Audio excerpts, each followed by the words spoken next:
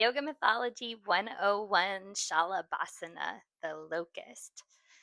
This is a long story, honestly, because it starts millenniums ago with these two brothers, Jaya and Vijaya, and they're gatekeepers at Vishnu's house. And one day, some sages come to visit Vishnu, and Jaya and Vijaya are just not being cool. They don't let them in. And so the sages put a curse on them.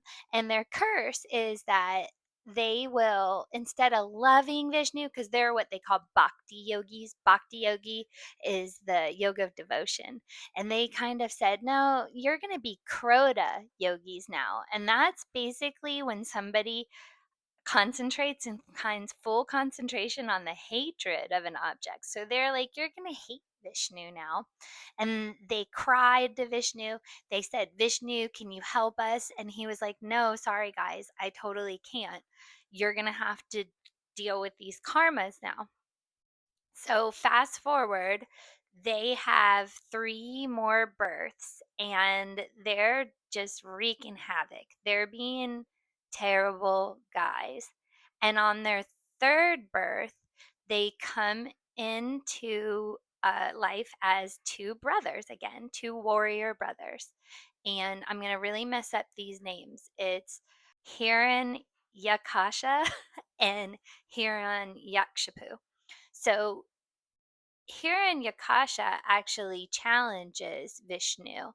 And what happens is Vishnu lifts the earth out of the primordial ocean and kills Hiranyakasha. And then Hiranyakshipu hears about it and he's freaking out that his brother got killed. And he starts doing all these austerities, and then Brahma comes down. And Brahma is going to give Hiranyakshipu a blessing. And so his blessing that he asks for is to be immortal. And Brahma's like, nah, sorry, I can't do that. And he's like, all right, well, I'll be invincible instead. And then he becomes invincible and just really starts being awful. He amasses a whole army of people. And one day when he's out and away and he's pillaging, and his ultimate goal is to get to Vishnu and destroy him. And so one day when he's out and away and he's pillaging, actually his village gets pillaged by Indra. Sometimes the gods go pillage. It's just a thing. And his wife gets taken away. And eventually she gets saved by Narada. And Narada's like a really beautiful and like just described as having a lot of riz.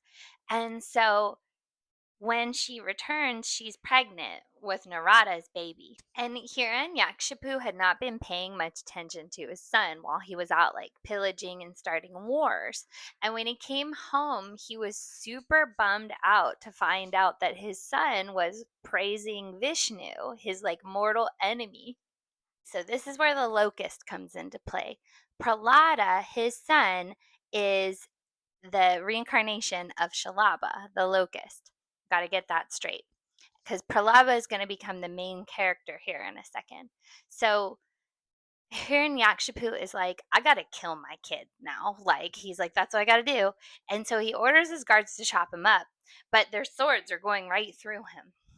And he orders all these bad things on him. Like he brings cobras in to bite him, but the cobra's fangs fell out. And he brings elephants to trample him, but the elephant's tusks fall out. He throws him into a furnace, but the fire goes out.